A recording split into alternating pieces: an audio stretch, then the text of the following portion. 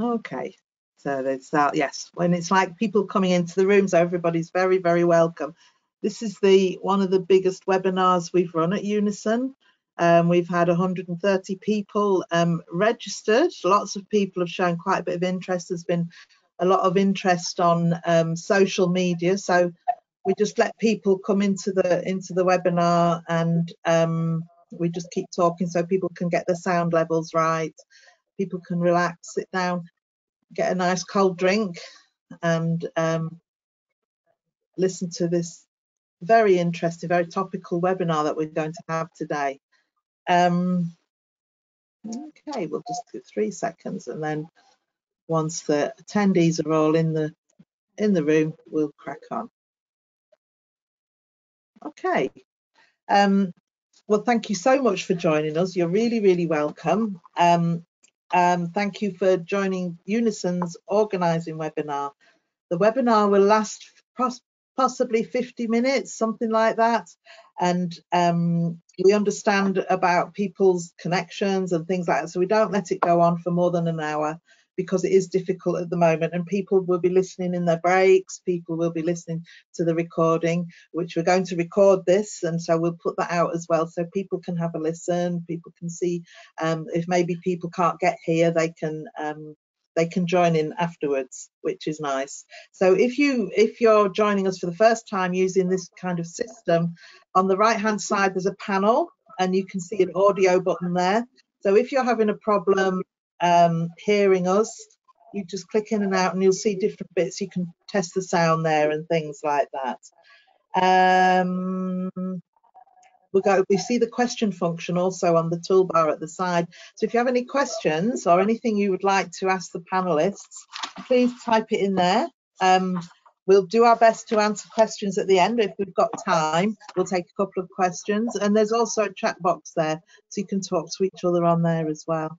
We are expecting the Mayor of Bristol, Marvin Rees, to join us. So we're hoping that he will pop in at some stage. He's got a very busy time at the moment. But we're gonna crack on anyway. Well, you're really welcome. I'm going to hand over to Roger McKenzie, Assistant General Secretary of UNISON, who will do all the introductions. Thank you, Roger. Over to you.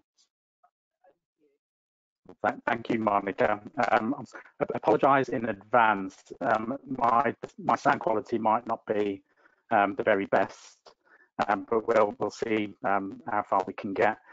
So, as Monica said, my name is Roger McKenzie, Assistant General Secretary of UNISON, and we've been doing a few of these webinars now around the different themes around organising, and we're looking at a different aspects of it, but this one I think is really quite topical at the minute, because there's been a lot of talk recently about slavery, about the impact of slavery on today's Black community, but also on the white community as well, on everybody.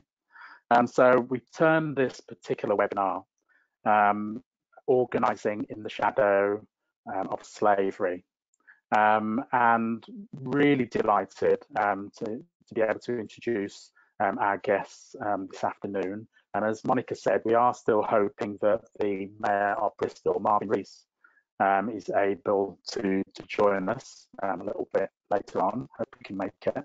But we've still got two extremely brilliant guests. First one to introduce Laurence Westgaph, who is a political activist based in Liverpool. He's the author of the book Read the Signs, which is street names with a connection to the transatlantic slave trade and its abolition in Liverpool. And so I guess as we go through this conversation, we'll hear a little bit more about that, but also Laurence's kind of work to raise the kind of context and current day context of slavery for us. Also delighted to have on the conversation somebody who I actually think is one of the best organisers I've come across, one of the most important, I think, Black trade unionists in the country.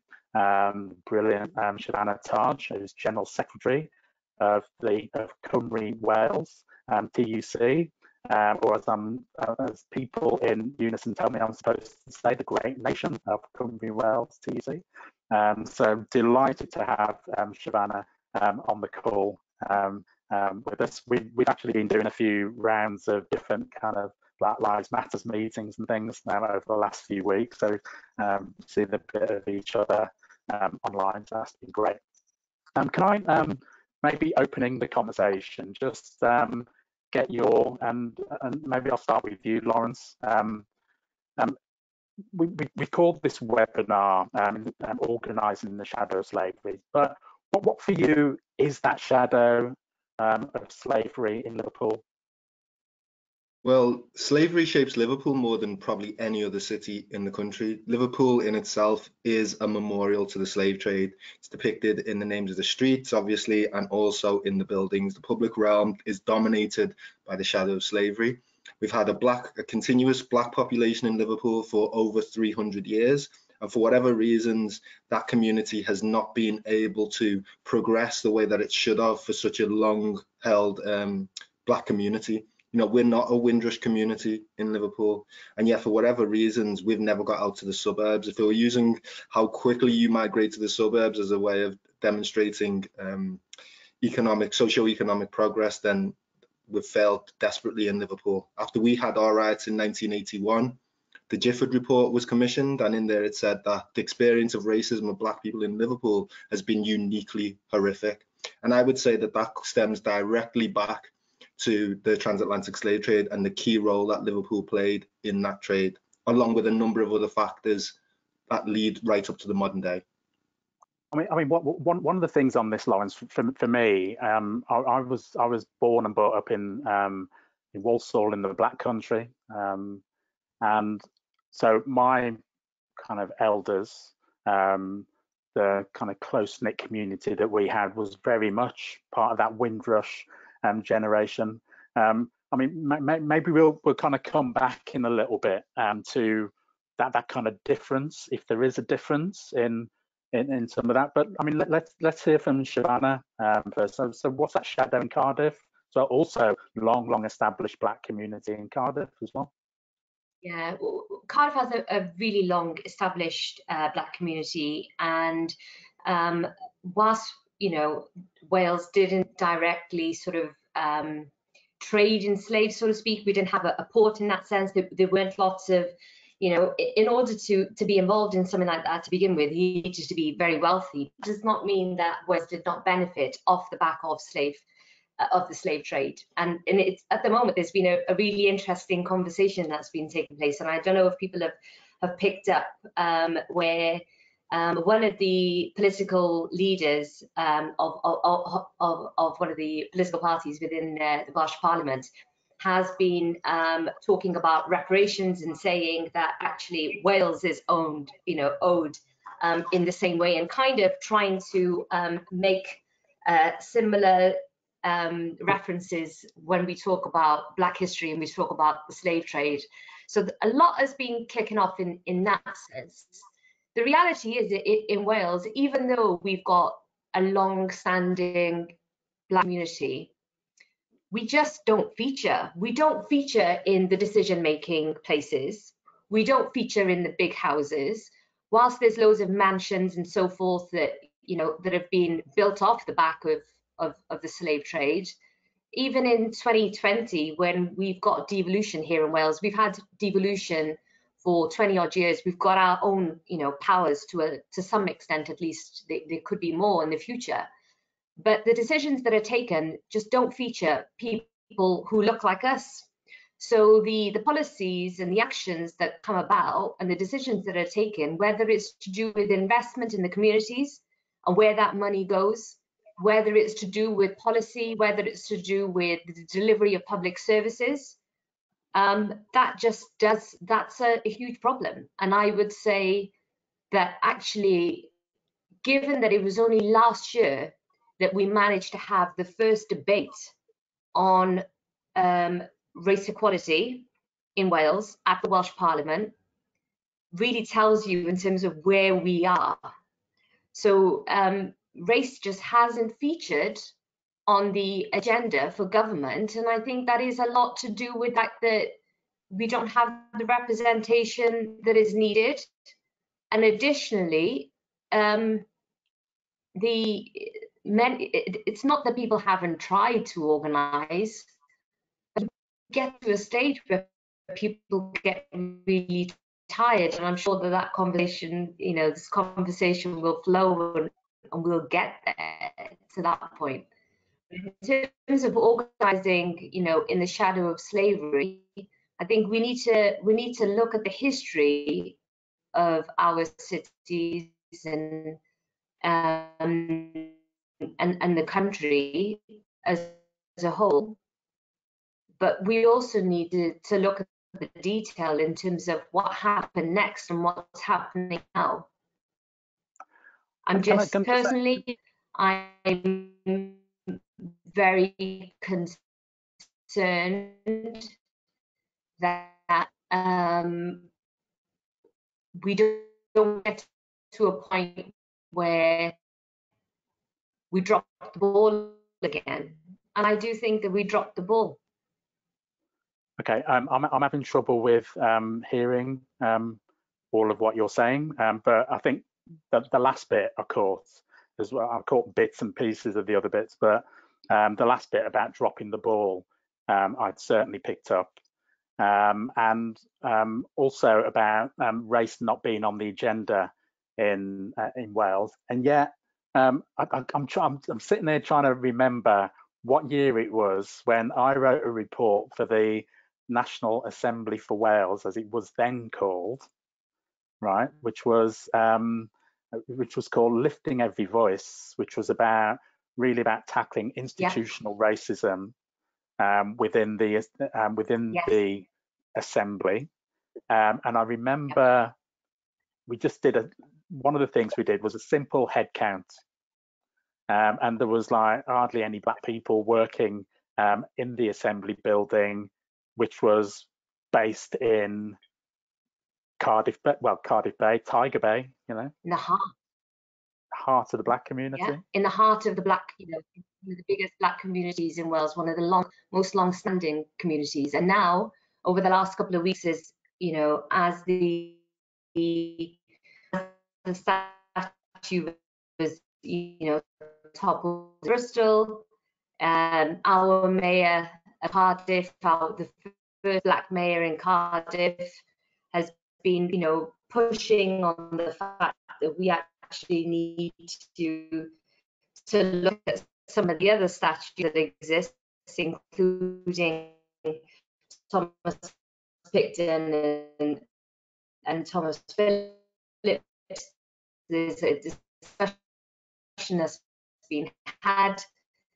And again, whilst initial soundings are, yes, we remove it, we will take it down, we're at that stage again where the council has to have very protracted, long discussions about how we go about making that happen.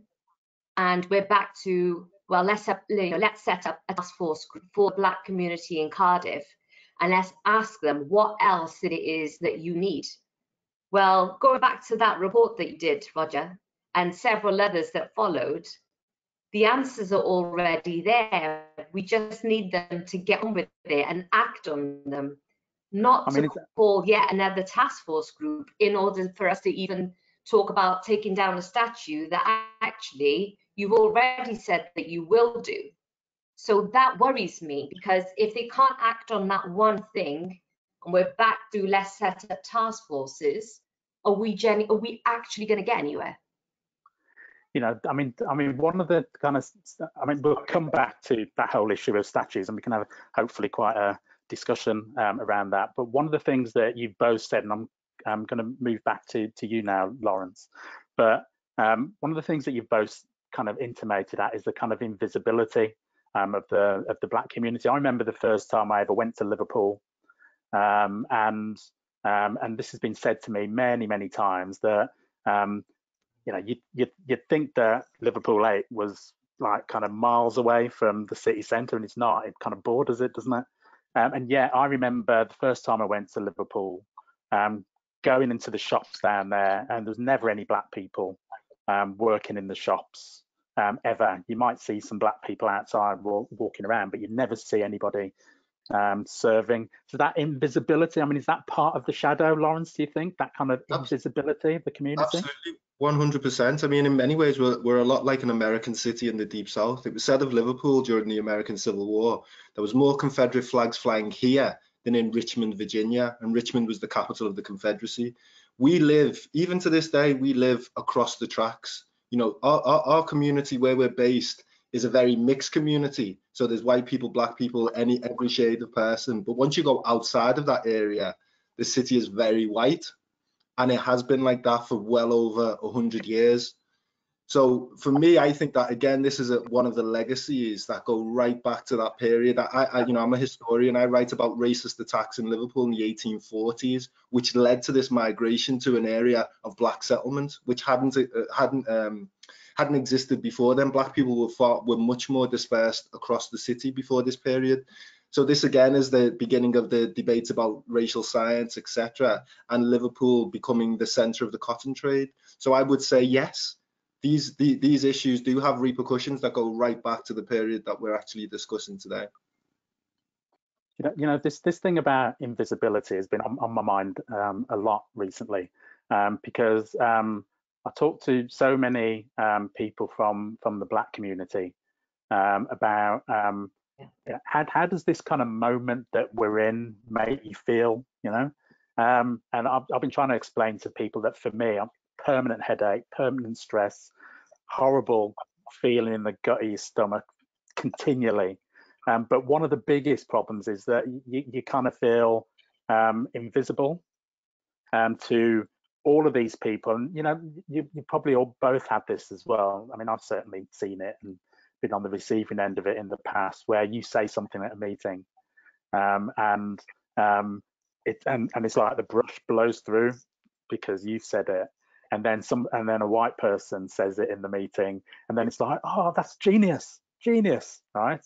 And I've seen that so many times, and it all adds to that kind of invisibility. It puts me in mind actually of Ralph Ellison's book, Invisible Man, actually, and that whole feeling that generates around all the time. So I mean, I'm thinking that, you know, in terms of this shadow, so we see it in terms of our visibility in the communities, but I mean, Shav, I mean, your kind of business is around trade unionism. So how do we see it in the workplace? Well, when black people in Wales, the figures speak for themselves in terms of which sectors they work in.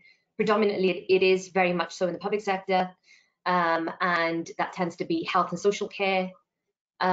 They do not feature in the sort of middle grades. They are still very much focused on the lower grades. They are the front line. They are the ones that have been delivering as far as you know, working through the current pandemic. They have very much been in the shadows. I think that they were still in the shadows, even though they were dying at the start of all of this, and we knew that this was happening because there wasn't a day, and it still isn't a day, that I don't get a phone call from somebody or a message from someone who I don't necessarily know, who is worried or anxious about their loved ones or their friend. They still don't know what their rights are at work. Many, even if they are trade union members, are scared to stick their heads above the parapet, quite often because they're agency workers, or because previously they put a complaint in and nothing was done in the way that the situation wasn't handled in the way that it should have been.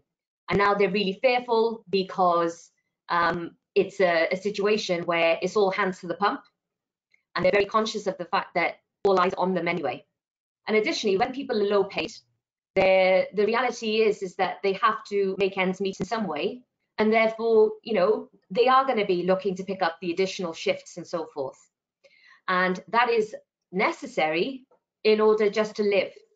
And I've had people saying to me, Shavanah, everyone, you know, you guys are all talking about PPE and testing and the workplace and so forth. I haven't got a choice but to go to work. So when people are telling me that I should reduce my hours or I should not be on the front line, what happens to me then afterwards? So don't just think about it in terms of what's happening now. And yeah, of course, please do everything you can to help make me safe. But that doesn't answer the issues as far as pay and so forth is concerned at all.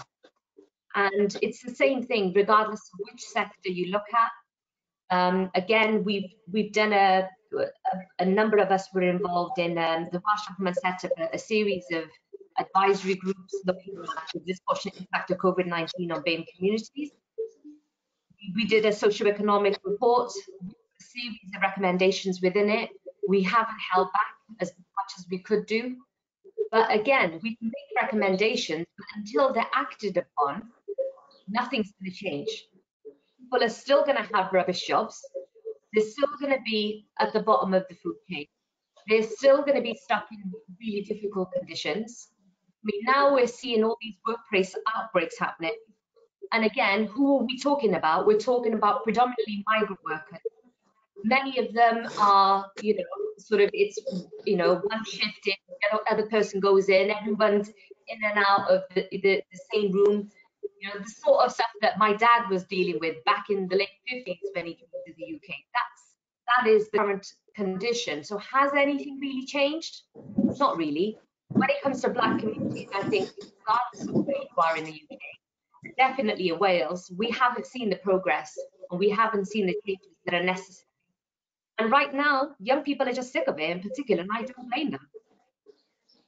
Yeah, don't blame them at all. Absolutely.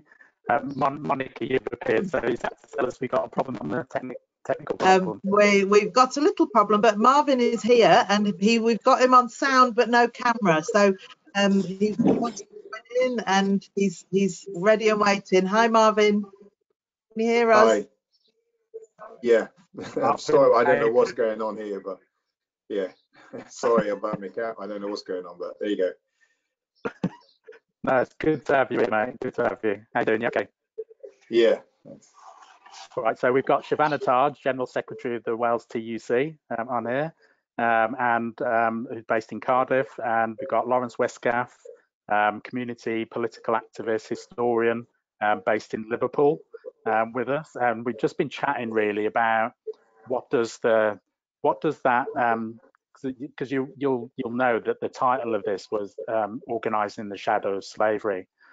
So what I've asked both of them so far, so I'll come to you on that now if you don't mind, is, well, what is that shadow in your city? So what do you think is the shadow of slavery in Bristol? It's just ongoing economic and political inequality and hierarchy. I think, you know, we can talk about the quality of individual human relationships, and I'm all into that. You know, I'm in an interracial family. I want people to get on very well, but getting on well is quite shallow if we still know that people with brown skin are born disproportionately likely to get a poor educational outcome, end up in mental health institutions, prison, and die early, or become unhealthy early. So for me, I'm very much think racism was about creating hierarchy, and as long as that hierarchy exists, you know, it's the shadow is still with us. Absolutely, and I think that's pretty much what Shavanah and Laurence are both saying, is that shadow has kind of continued to permeate down into today's society and is having an impact in our communities, where we're able to live, how we're able to live, into our workplaces, where we're able to get jobs, how we're able to survive in those jobs, and I think that's been quite difficult to get over to a lot of people, because they think that people turn around, and I'll come back to you again on this, Marvin. A lot of people turn around and say, yeah, but this was like hundreds of years ago.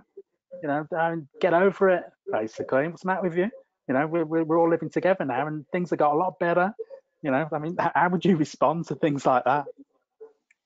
Yeah, well, I suppose one of the things I've been pointed to is our levels of social mobility, right? So if we have amongst the lowest levels of social mobility in the OECD today, And I think the reports that came out about 6-7 years ago said it was lower than in the 1970s. Then you can begin to draw conclusions that, if your parents are the biggest predictor of where you end up in life, then actually that goes back to your grandparents, and you go back before then. I mean, it's, the patterns of ownership and the patterns of wealth were set, a long time ago. So to talk as though somehow today's world dropped out of an abstract is just intellectually weak, isn't it? And silly. If you're talking about if they are focused on the a difference in the social acceptability of overt racism, like when I was a kid, it was normal to have people drive past you, call you wog and shout out, and that was normal. And it was normal to triangulate about where was safe and where was not safe to go. That was just, you didn't even think about it, you just factored it all in. And I suppose the social acceptability of that has changed, but the numbers in our education system, mental health and employment and the race pay gap, they're all still with us. So things change, but they stay the same. Yeah. I remember when I was kind of leaving school and just starting to think about where to go and work. And I remember we'd always have this conversation about, well, are there any black people there? And you'd be like, well, if there's no black people there, I ain't going there. There's no point even trying. Or you'd be thinking, well, I ain't going to be some kind of trailblazer. It's not going to be me. I ain't going to risk my life by going to some of these places. That is a very, and I don't think there's a lot of people who kind of understand that those are calculations that we've had to make. Where to go on holiday? Are there any black people there? It's going to be safe. Or count in the room. I do that. I still do it now. I was at a Eurocities meeting last year, which is the political leaders of a whole bunch of European cities. It was in Edinburgh, and I found myself doing what I always do: look around, see if there's anyone that looks like me. And I was the only one in the room, and I thought, well, of course, because they haven't had any other black leaders across the whole European cities. There's only myself and Sadiq that bring any difference to it. Yeah, absolutely. I mean, one of the things I suppose I want to kind of move the conversation onto a little bit is around some of the things that need to be done about all this. I mean, deep-seated racism still. I'm going to come to you on the first of these issues, Laurence, first of all. Because one of the big debates for years about the legacy of slavery is that we were still paying the slave owners up until, 2015? And nothing ever came back to the slaves and their descendants. So that whole issue of reparations, I mean, you're a historian, you've looked into these issues, I'm sure. I mean, what's your feeling around that whole issue of reparations? There's absolutely a case for it. You see, this idea that it was hundreds of years ago is incorrect on a number of different levels. Many of those businesses that were founded in those days still exist today. They're parts of the big six banks, for example, or there's many merchant banks in London that still have the names of the slave traders who established them back in the 18th and early 19th centuries. So there's lots of opportunities to highlight this issue, either politically or through community activism. Whether or not we've got the capacity to do it or the will is the important point that we really have to address. Yeah.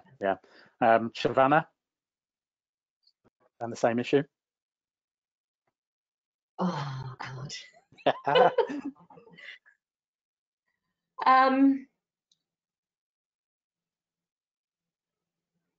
Do you want to come back to me? Because I think I need to think a little bit, because... Yeah, sure. I mean, I suppose what I'm thinking is there's more than one way of addressing the reparations issue or addressing that legacy. Hasn't got to be money, hasn't got to be, there's a whole lot of issues that are being talked around that. And I'm guessing, Marvin, you've heard a lot of those debates over the years as well. I mean, have you got any thoughts on it? Well, sorry, just making sure I'm unmuted. Yeah, I mean, I think it's an emotive word, because people, the way it comes across is people think that people who haven't worked very hard or have been untalented, again, their understanding of, or their misunderstanding of the way that racism works. people who are untalented, haven't worked very hard, and all those other kind of racial stereotypes are going to turn up asking for free money, right? And that's quite emotive. But I think if you're clear about racism being about structure and hierarchy and people being born, put on a trajectory to be born poorer, to live and die poorer, if you're serious about tackling racism, you have to be talking about some form of redistribution of wealth and power. Everything else is just fluff, isn't it? It's you know, I had a conversation the other day about the tearing down, you know, the pulling down of the Colston statue in Bristol, and interestingly, it was a white person, one of the kind of, you know, the white radicals, as it were, saying, well, we need to go down and do them all now. And I said, I can understand what you're saying, and you know, and I get it, but you've got to be careful not just to engage in symbolic acts, right? We could tear down all the statues and not deal with poverty, and not deal with the unaffordability of housing in the city, and not deal with work experience and the inequalities in apprenticeships and the elitism of our Russell Group universities and so forth. You know, and that wouldn't be any good. And actually, sometimes symbolic acts are more about members of oppressor groups than they are about the status of members of oppressed groups, right? Because it's about making them feel better because they've been engaged in some ceremonial act that allows them to release their sense of guilt, right? And we're not into that, right? So there has to be at the base of this something that addresses a method for redistributing wealth and power, because that's what racism is about. Yeah, fundamental change in society basically is what I've been arguing for years. Is the kind of genuine way, really, for me, of being able to tackle the racism that we feel. Are you ready to come back? Yeah, Shavanah. Yeah, I was just thinking that, you know, over the last couple of weeks, I've been hearing loads of people. There's been a lot of this, you know, focus on individuals saying, well, I've been an anti-racist all my life, right? So everything that I have done and everything that I represent means that I could never have got it wrong, right? And I've been saying to those individuals, well, if that's the case, you've been in a really nice, comfortable position of power. So you've organized some protests and you've done the various different things, and you've paid for a banner, so to speak, or a flag or whatever it is, and you've had your, you know, trade unions, organization, whatever logo on there, and therefore you think that you've played your part and you did your bit. And now, because people are saying, well, actually, we need you, that wasn't enough and more needs to happen, how are you seriously telling me that that was enough? Because actually it wasn't enough. And just putting out statements about the fact that Black Lives Matter and here's all of our figures, but we're committed to doing, you know, things better, isn't really gonna solve anything. And I think that it does come down to, I think that we've got to a stage now where there needs to be not only just a real moment of self-reflection, but until the decision makers, some of the ones who are blocking progress, step aside or are moved away, we're not going to see anything changing. So as part of us organizing, we need to be very clear in terms of what our demands are. And we need to be talking to our supposed allies who have, you know, have been anti-racist all their lives and asking them, what exactly are you going to do to ensure that the people who are blocking real progress from happening and real change from happening step aside and move on? What are you going to be prepared to go the extra mile and be the one that points that out and pushes it forward? Because if we do this by ourselves, it's not really going to happen. But you actually have a very specific role to play. It's not just about you recognizing your white privilege or attending an event, you know, waving the flag anymore.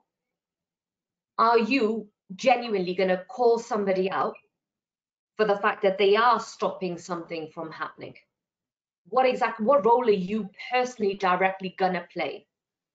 That's what, for me, we're at that point now. We've got to address the socioeconomic inequalities, we've got to address the deep-rooted institutional structural racism that exists across every single institution, and that can include within the structures of the trade union movement. And I think for the trade union movement in particular, it's really important for that conversation to take place, because, you know, there's always a lot of reference to the fact that we have a very proud history of being anti-racist and so forth. But you look at our committees and you look at the structures within, how much representation do we actually genuinely have?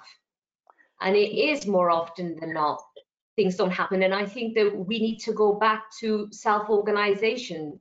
That's what we need to start looking at that again, because when I go back so many years and I look at the points where things started changing, it was when Black self-organization was much stronger. And then, you know, everything kind of got put into the one pot and we kind of lost our way a bit. Yeah, I mean, I'll bring you back in again in a minute, Laurence, around this whole question about what needs to be kind of done next. But I mean, I can't help but totally agree with the point that you made, Marvin, about symbolism. And, you know, symbols are really important in lots of ways, I think. But this is what we see every time we kind of demand some real change, is that they do a kind of short-term, we see short-term fixes, little symbols of activity taking place, but actually in terms of real fundamental change, we don't see that.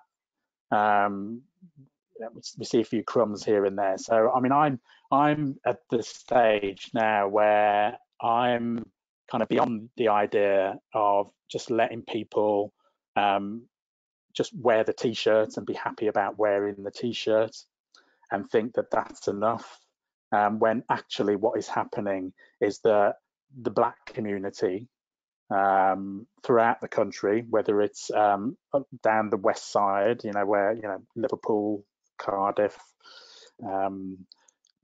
Bristol, or whether it's where I come from, in Walsall in the West Midlands, in the Black country, wherever we are, we're facing the same issues of slavery. Where we came to this country, or how we came to this country is different.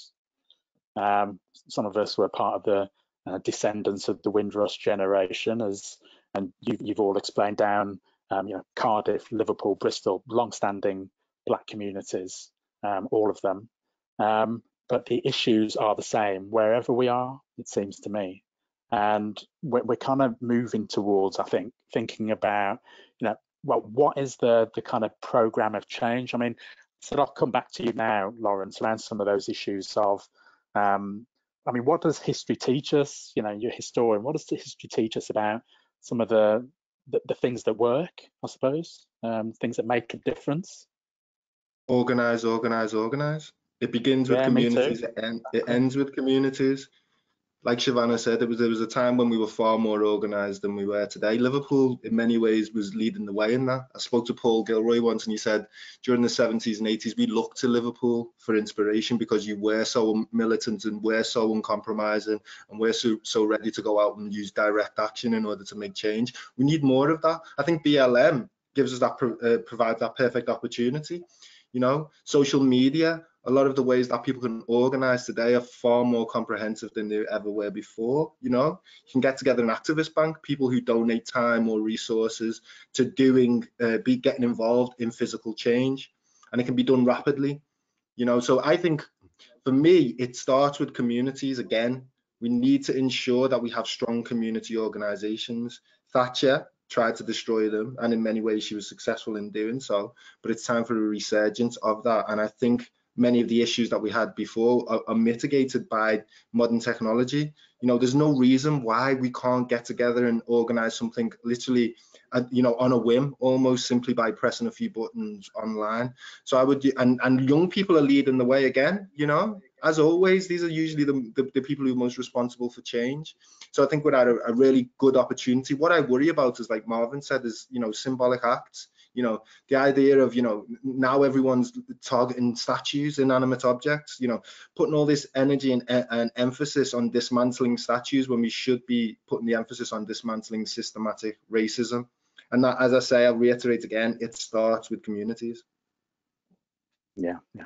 I mean, back to you, Marvin. I mean, what's, I mean, you're, as you said, one of the two black mayors. And by the way, big deal, I think, really big deal. Well done. I think you're one of the real leaders of our community in this country, and maybe don't get enough attention as you should because you're not London. But for me, I think you're in a really, really central role for our communities. I mean, what are some of the things that you're looking to try and do in Bristol that the rest of us can maybe start to look at and try and kind of argue should be done elsewhere? Oh, that's it's difficult. What I mean, in terms of broad policy, we've made a beeline on tackling social immobility and poverty, right? Affordable homes, and as Laurence talks about communities, right? People need to be able to afford to live in their homes, don't they? And they need to know they're going to keep their homes, so they can build relationships and build that foundation. So some of the things we do, and I guess that's where you get that crossover with the, you know, the story of the white poor. I mean, you know, the white left behind as well. That many of the things that we do, you know, cross those boundaries of class, don't they? Right? Or I mean, in terms of the race, and they're about class as well. So we've made a real priority on tackling that. Work experience for children and young people. 56% of the kids in our city, when I came in, were not getting access to meaningful work experience. And you know, that echoes through time then, doesn't it? And like you said, I used to self-censor yourself when kids started getting jobs when I was about 16. We didn't me and my black friends, we didn't used to go in and ask for those jobs because we knew we didn't get them. And we had a phrase, we used to say, no, those are white kids' jobs. And that wasn't a phrase of hostility. It was a phrase of practical description. Now I think back on that, it's kind of frightening that we would say that as 16-year-olds. That's jobs for white kids, and we wouldn't get them. So trying to get in on those drivers of poverty and social immobility. Asha Craig, who's actually my deputy mayor, Asha Craig, I think she's the first Rasta cabinet member in Europe as well. She's been leading Bristol Thrive, all about mental health. So we've done that. We got the policy piece. We've also done things like doing representation on purpose. But by the way, I don't want to oversell what we've done and achieved in Bristol. You know, this is a broken system. We're fallen individuals. It is not perfect by any stretch, but we're making an effort. I'll give you an example of something we did. That we discovered that magistracy was opening up to recruit 60 magistrates last year. So I called up Asha. We filled City Hall with about 70 people from Black, Asian, Middle Eastern backgrounds, and we said, look, we need people to step up and apply for these places on the benches. And then you get the thing from our own communities as well, where people say, well, that's not for me. You know, I don't want to get elected because it's not for me. You know, my often response is, well, maybe it's not about you. Maybe it's about the skills you have and putting them at disposal of changing the system. And do you know what? If you don't step up into the system, it will be what it always has been, right? You got to take the risk that when you cross that boundary, you'll get squashed. You've got to take the risk of going onto the field of play and failing, because if you don't, you've chosen to be silent. But I will say we put that out there. People turned up. Number of people applied. In the end, in Bristol, 33 magistrates were appointed. 11 of them were from Black, Asian, and Middle Eastern communities. Then a third of the new magistrate intake. That's never happened before, and we did it on purpose. And actually, it was welcomed. We have a very good recorder in Bristol, head of the course, who's all over this. And we run a program called Stepping Up, which is what it says on the tin, Stepping Up. And it's really been successful across the private sector as well, whereby, again, people from our communities are supported with a year-long program of mentoring to go for the next step of seniority in their organizations. Within about 8 months of the program finishing, the first cohort, 66% of people who've done the program have been promoted. And we've run it now, we're on the third year now, but in the second year, it was then expanded to women and disabled people as well, groups that are underrepresented in leadership who need the voices to be heard. So it's that mix of a policy, intentional action, and then, you know, if I dare say, I don't want to overclaim what I represent by any stretch, but just being an example. You know, when people come in to see me, I am the kid whose mum still lives on Stapleton Road in Easton, who's the mayor, right? It's just normalise it. I walk home along Stapleton Road sometimes, and I see the guys in the shops and see the guy in the barber shop, you know, and it's nice when people just say, yes, Marv, you know. It's like, there's a very subtle but nice thing about that, you know, that I'm still in the area, you know. Yeah, I mean that's kind of I mean I think that's brilliant. I mean what that does as well is it kind of moves the conversation on really to the kind of one of the final bits that I want to think of. We can look at this in broad kind of policy terms. I mean, Laurence has already said that the issue is about organise, which I absolutely 100% agree with. I'm going to come to you, Shav, first about what are the practical things that we are saying to people who are listening or watching this conversation about what is it that you think that they can go away from here and do. So I'll start with you, Shav, and I'll come to Laurence and then Marvin afterwards. So first thing I would say to anyone is join a union. Join a union, and take full advantage of the training courses, the education courses, the networks, the links that you're going to be making, not only within that union, but also more widely as well. It's really important that people do that. Secondly, I would say that when you're then in the union, you need to make sure that you are linked back to your community. So you don't just keep being a member of union to yourself, but you're sharing that information with other people as well, and you're bringing other people in with you. Because the more people that you bring in, the more powerful that you can then become within that structure as well. And the more direct involvement you can have and influence you can have around the policy and the decision making and so forth.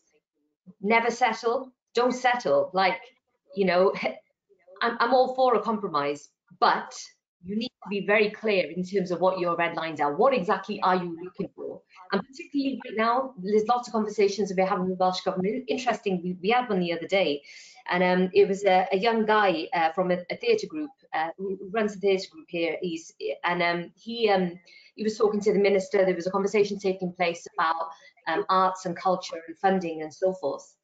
And there was somebody in that meeting who said, well, actually, the claims that you're making are wrong because, you know, Arts Council Wales, for example, that was a conversation, they have given so much money to so many different organisations. And he was like, no, let me just stop you there.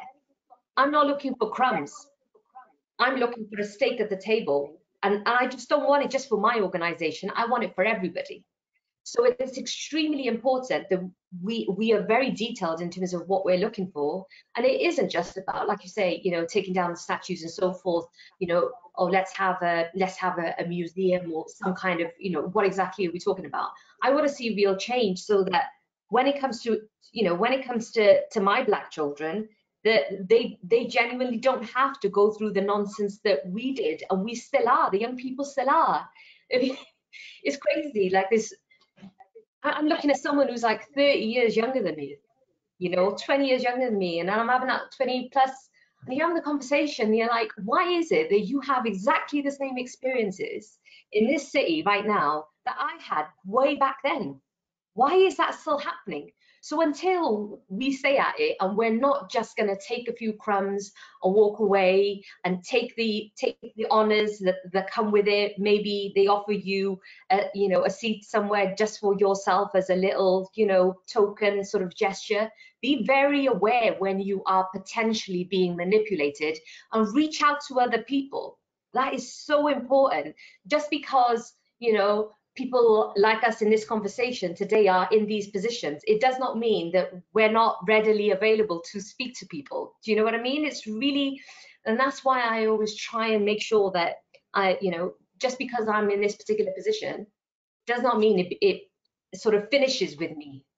There's plenty of space for lots of other people to be sat there with me, and to be, and it's not about me, it's about all of us together. So it is about, you know, building that confidence amongst ourselves to be bold and to be, you know, and to have big asks. Why not? Why shouldn't we?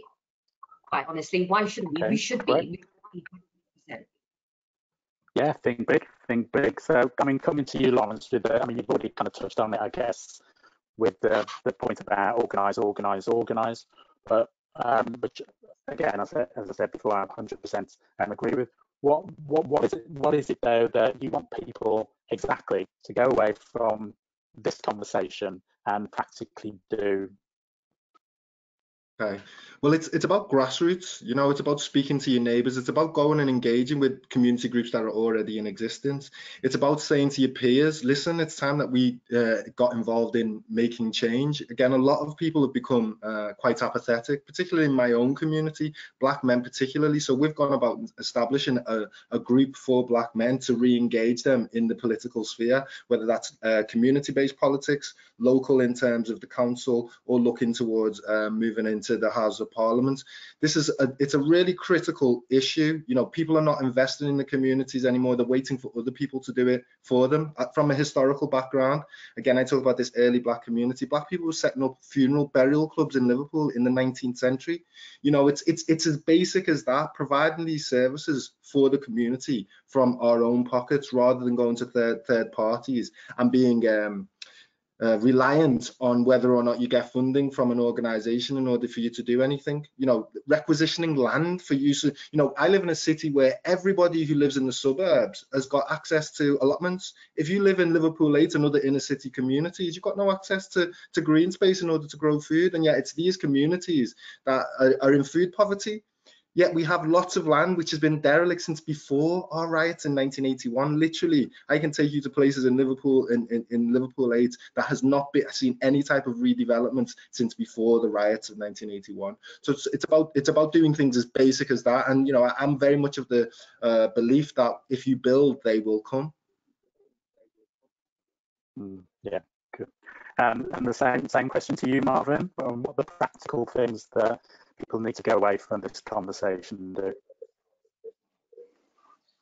Well, firstly, I'd love to pick up on Laurence's point there. Susanna, I really welcome. We got about 20% of kids in our city at risk of hunger, you know, and we are looking at you know, spaces to grow food. That's not the whole answer, but in terms of growing their own, it's about having access to good quality produce. And there's a very powerful insight from someone the other day. Said they're not food deserts, because deserts are a natural phenomenon.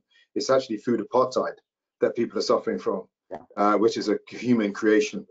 I mean, there's so many things. If I was to pick one thing out, I like moving from the organization. That's the basis of it, right? So that really sings to me in that sense, because I think back to the financial organizing that took place around the partner system and all that, when people said, right, system ain't gonna work for us, we'll mobilize our own money. And we've started a conversation in Bristol with we're part of a WhatsApp group, a lot of Black and Asian people on it. And we said, well, you know, we've got incredible expertise amongst us, right? Some of us will have some spare, you know, a bit of spare change and some strategy. Could we begin to come together to actually do stuff, right? And I've said to my own dad, you know, my dad was of that Windrush generation who had to fight and didn't necessarily get the economic purchase, but sometimes they were cash rich and they could have bought houses, but they didn't have the financial literacy in not all of them, you know, to manage their money, and it kind of, you know, the money slipped through the fingers. But what I'd like to see, I suppose, is I'd like to see us organise, right? And that means focusing on the sector and then deciding that over the next 4 or 5 years, we're gonna I'd say take it over, because that sounds scary, but we're gonna put people in it. Now we could do that with the legal system. In Bristol, you know, we've been talking about doing it with teaching. We could do it with political office, be it elected members, and that's where the unions become so important to the members. But I'd also say beyond that, because my chief of staff came up through the CWU. You know, and that was my cabinet lead for transport comes through the CWU as well. Those were unions that picked them up, trained them, developed them, when mainstream education and so forth didn't, and then put them on a platform of, you know, political power and influence, as it were. So I think we could say, right, there were 3 or 4 sectors that we think are key to the country's future. And you know what? We're going to identify 200 people across the country, and we're going to support them to move into those institutions, and we're going to support them. And that takes financial backing too. You know, when I ran for mayor in 2012, I ran against a privately educated rich white millionaire architect who went to university in the 60s, and he was playing the anti-politics card. You know, I'm Labour and he's I said, how the heck do you manage to sell that story that this member of the establishment is not the establishment and somehow I am a representative of status quo politics? And actually running as an independent is a financial privilege. If you've got enough money to run a £80,000 political campaign, you can run without the support of unions and political parties because all your mates will pay for you. So actually the unions are beginning to support that turnover in who is in the British elite I think could be hugely significant. I really like the idea of focusing on particular sectors. I think we should all talk some more about that because that's starting to get into real fundamental change then, and really having access to the levers of power. So definitely we'll come back at some point in the future and have another conversation about that, Marvin. Because I think you've hit on something really powerful there. So to the last question, really, because we're just running out of time now.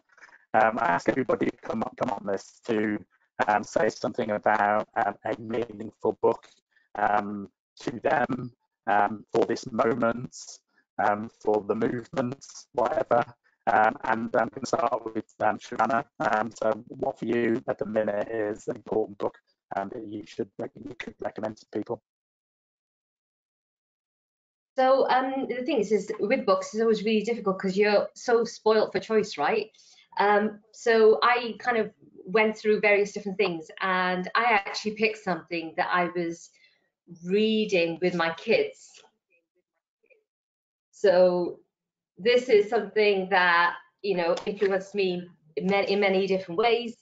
It's at that time I was, you know, becoming much more politicized and very much involved in what was happening on the streets in Cardiff and around me. And yeah, so it's Malcolm X, Make It Plain. Yeah, there's so many different things that you can learn from that. But, you know, this is something that, you know, I found it was next to my 9-year-old's bed. So she found it and she's reading it. So I think that's where it kind of starts, because there's a lot of conversation that people are having at the moment about Black history and education and so forth. So yeah, if you've got kids, that's definitely a good one, but it's a good one for everyone, really. Cool, thank you. Laurence, yours? There's some great pictures in that book as well. I bought that new back in 1993. I would have to say, in terms of the topic of this conversation today, undoubtedly it would be Eric Williams' absolute classic, Capitalism and Slavery. Really outlays just how Britain benefited so directly and indirectly from wealth accrued through slavery, and how it shaped the political and economic system of Britain for about 150 years at least. So for me, you know, he was a Marxist as well. It's a great book, and one that can give you some real insight into just how slavery has permeated British society and culture, from the food that we eat to the transport systems that we use to the banking system, and to how industry was shaped by wealth accrued through slavery. Brilliant, thanks, Laurence. And Marvin? Oh, that's a wicked question. I mean, I'll give a bit of prop and a promotion to my friend then. How about David Olusoga, Black and British? I'm just getting into it now, so let me give it a boost up, get some sales going. Here, I've been recommending it all morning actually at a city gathering we've been having there. Yeah, it's a great book as well. Great book. I'll throw another one in. I'll throw one in every time we do one of these things, and I mean, my favourite book, which I always mention, is the autobiography of Angela Davis. And for me, that's the book that got me involved in the movement and taught me about organising in lots of different circumstances. But the book I'm recommending lots at the minute is How to Be an Anti-Racist by Ibram X. Kendi. Superb book, and challenges everybody, I think, to think about what we do, but also challenges people to do something, not just talk about it, move beyond symbols, and actually make a difference. And for me, that's what this conversation has been all about. It's about moving beyond the kind of easy, moving beyond the symbols, and really trying to find a route for people to actually do something about this thing that we face for far too long. One of the things I always say about fighting against racism is that nobody's going to do this for us, really. We have to take a stake in it. We have to do something. Rhino knight in shining armour He's going to come to our rescue at the end of the day. And the line that June Jordan, the great writer, always came up with was that in the end, we are the ones that we've been waiting for. And for me, that points to organising. We have to organise, and that's why we've been trying to do these webinars just to try and raise some of the issues and to get people to think about the space that they've got, the space that they're in, and how they can use that for organising. So I want to just thank our three guests, Shavanah, brilliant as always. Laurence, first time we've met, and it's been brilliant, but we're going to do work together again. I am absolutely certain of that. And Marvin, brilliant. You're doing a great job down there, mate, in Bristol. And we know that, you know, I'm going to come down and knock some doors for you when you're up for election, for certain. We need to get you back in for sure. But we're going to do some work as well around what you were talking about in terms of identifying some of these sectors. I think as well, big job in front of us. So can I thank you all for giving up your valuable time, joining us on this conversation. You know, we've got work to do, and you know, let's keep in touch and do some work together. Thanks, everyone. Thank you. Monica, to do the final bits. Yes, thank you. That was really, really good. We've never had so many people on a webinar before. Lots of chat going on, people jumping in with their own book recommendations as well at the end there, which is quite exciting. A lot of the questions that were asked, you've answered as part of what's been happening, as part of the narrative. So I think that's really positive. Lots and lots of chat. It's a shame that people can't see each other and join in this as well. But maybe there's a bit of a call for something else. We do something similar again. I think there's lots of interest. And thank you very much. It's not been easy with the tech. Apologies for I wonder if it's the heat or whatever's going on at the moment. But we made it. We did it. And that was very, very interesting. Thank you, everybody. Thank you, everybody, for attending. I'm going to switch off now. Thank you, everybody. Thank you, presenters. And thank you, Marvin, on the phone. Thank you. Cheers, Bye-bye. cheers everyone. Bye. Really grateful. Bye. Thank you.